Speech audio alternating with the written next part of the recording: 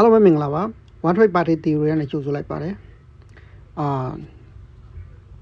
ကျွန်တော်ဒီ Funder Next 9000တန် challenge account ဖြေလာတာဒီနေ့ဆိုရင်trading day 4ရက်မြောက်နေ့ပေါ့နော် day 4မှာ 3R plus 3R လေးရခဲ့တဲ့ trade လေးကိုကျွန်တော်ပြန်ပြီးတော့ trade recap အနေနဲ့ပြန်လည်လုပ်ပြပေးတော့မှာဖြစ်ပါတယ်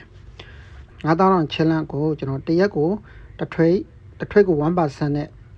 ကျွန်တော် challenge ကိုစပြီးဖြည့်ကြည့်နေရပါဒီနေ့ဆို4ရက်ရှိပါနော်အောင်မောတော့စောင့်ကြည့်အောင်ပါပေါ့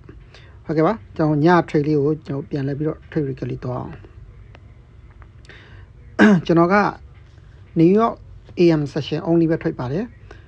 တောက်ကြနေ့တရက်လောက်ပဲ PM စောင့်နေပေါ့နော်ဂျန်တဲ့ရက်တွေဆို PM မစောင့်ပါဘူး AM မှာပဲတစ် trade ပဲဝင်ပါတယ်မနေ့ညက AM session နဲ့တွားကြည့်အောင်ပေါ့နော်ကျွန်တော် market စထိုင်တဲ့ချိန်ကတော့မြန်မာချိန်8နာရီNew York တိုင်းချိန်9နာရီခွဲပေါ့နော်တခါတလေစောရင်7မိနစ်15မိနစ်ပါပဲအဲ့ချန်စရထိုင်နေ9နာရီခွဲဆိုရင် New York ချိန်ဖွင့်တာဖြစ်တယ်နော်ပြီးတော့ကျွန်တော်ရဲ့ analyze တိုင်းလည်းဘယ်တော့မှမရှိဘူးเนาะပဲနှစ်ပဲထွက်တာဖြစ်တဲ့အတွက် okay နောက်ကျွန်တော်တို့New York စဖွင့်တဲ့ချိန်လေးတော့ဟုတ်ကဲ့ကျွန်တော် New York စဖွင့်တဲ့ချိန်လေးပေါ့နော်ဘယ်ချိန်လဲတော့ဒီမှာပေါ့နော်ဒီမှာ New York စဖွင့်တဲ့ချိန်ကဒီချိန်ပေါ့နော်ဒီကန်တွေကစဖွင့်တာပေါ့ဒါတော့9:30ကန်တယ်အဲ့ဒီမတိုင်ခင်မှာကျွန်တော်ဒီမှာပေါ့နော်ဒီကန်တွေကတော့ကျွန်တော်သတင်းကန်တွေပါဒီကန်တွေကသတင်းကန်တွေပါဘယ်နိုင်လဲဆိုတော့ဒီမှာ8:30ဖြစ်တဲ့အတွက်မြန်မာချိန်ဆို9နာရီပေါ့နော်မြန်မာချိန်9နာရီသတင်းကနေပေါ့အပေါ်ပင့်တက်ထားတွေ့ရတယ်ပေါ့နော်သတင်းလည်းပြီးရော market ကဒီမှာ sideways ဒီမှာပေါ့နော်ဒီနားလေးမှာ range ပြင်းနေတာကိုတွေ့ရတယ်နော်ဒီမှာ range ပြင်းနေတဲ့ market ကအဲ့တော့New York စဖွင့်တဲ့ချိန်မှာ New York လည်းဖွင့်ရော market ကဒီအောက်ကနေပြီးတော့ဒီ liquidity ကိုလာပြီးဆွေးတယ်ဒီ liquidity ကိုလာပြီးတော့ကျွန်တော်တို့ဆွေးတယ်ဆွေးပြရနဲ့ဒီပေါ်မှာလာပြီးတော့ foreign နဲ့ break out ပြီးတော့ဒီ liquidity zone ပေါ့နော်ဒီ liquidity zone break out လာပြီးတော့BOS foreign နဲ့ဖောက်သွားပြီနော် foreign နဲ့ဖောက်သွားတဲ့အတွက်ကျွန်တော်က9မိနစ်ကန်တွေကနေပြီးတော့လိုက်တယ်9မိနစ်ကန်တွေပေါ့ဒီကနေပေါ့နော်ကျွန်တော်ဒီတက်လေးမှာပြန်လိုက်တယ်ပေါ့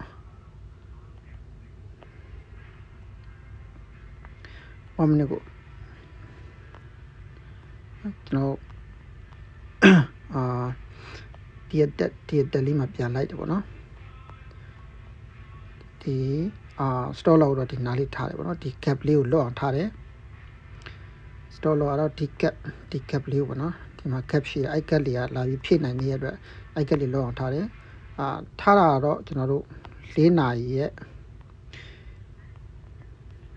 previous ကဒီမှာပေါ့နော်ဒီမှာ4နာရီရဲ့ဒီလန်ထားလိုက်တယ်ပေါ့နော်4နာရီကတ်ကိုပြည့်ဖြည့်မှထင်ပြီးတော့ပေါ့နော်လန်ထားလိုက်တယ်4နာရီပြည့်ဖြည့်မှထင်ပြီးတော့ဒီလန်တော့ထားလိုက်တယ်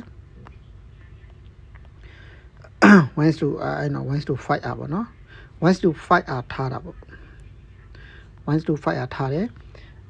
ထားပြီးတော့ကျွန်တော်ဘာလို့ဆိုတော့ scaling လိုက်တာပေါ့နော်ကျွန်တော်ရဲ့ main target ဒီ 1 to 2ဒီကျွန်တော်ရဲ့ main target ပါ minimum target ဒီ1 to 2ပါနော်1 to 2ဒီ minimum target 1 to 2ကျော်သွားပြီဆိုရင်ကျွန်တော်ပါ trailing stop လောက်လိုက်တယ်ပေါ့နော်ဒီချိန်မှာ market ကဒီလောက်1 to 2ရောက်တဲ့ချိန်မှာနော်ဒီနာ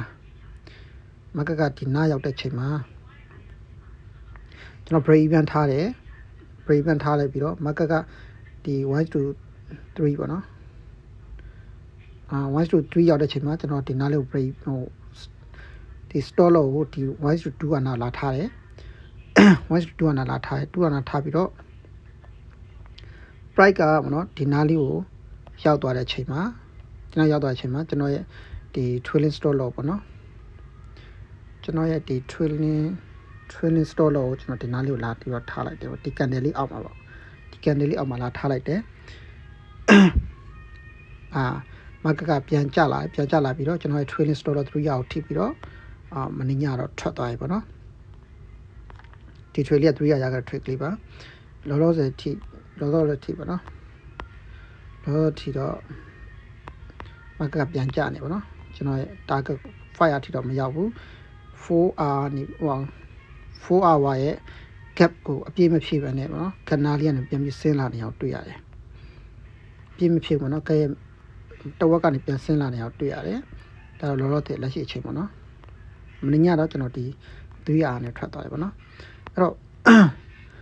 New York အချိန်မှာအပေါ် liquidity စလာအောက်ကို liquidity စလာကြည့်တယ်နော်အောက်ကိုစရင်အပေါ်ကိုလိုက်တယ်အပေါ်ကိုစရင်အောက်ကိုလိုက်တယ်ဒါတော့ကျွန်တော် strategy ပါပဲ New York ချိန်တစ်ချိန်ပဲကျွန်တော် trade တယ် New York အချိန်မှာတော့တစ်ချိန်ကိုပဲကျွန်တော် trade ပါတယ်ကျန်တဲ့ချိန်တွေလုံးဝမ trade ပါဘူး New York ချိန် AM session တစ်ချိန်ကိုတစ် trade ပဲ trade ပါတယ်ခင်ဗျာဒီပုံစံနဲ့ကျွန်တော်ဖြေနေအောင်နော်အခုဆိုရင်ဒီမှာကြည့်လိုက်မယ်ဆိုရင်9000တန်အကောင့်ပါနော်day 1ကကျွန်တော် B ထိတယ် day 2မှာကျွန်တော် SL ထိရပါတော့ 1R ရှုံးတယ်900ကျော်900ပေါ့နော်ဒေါ်လာ900ရှုံးတယ် day 3မှာ B ထပ်ထိတယ်ပေါ့နော်အခု day 4မှာတော့ဒီမှာကြည့်မှဆိုရင်1500ကျော်1500ပေါ့နော်အဲ့တော့ 3R ထိတယ်3R ရရပေါ့နော်အဲ့လို totally ဆိုရင်တော့ကျွန်တော် 2R ပါ 2% growth ဖြစ်နေပါတော့ဒီမှာ trading day 4ရပါတော့ကျွန်တော်ဒီ fund night က minimum trading day ကတော့900နဲ့သွားပါ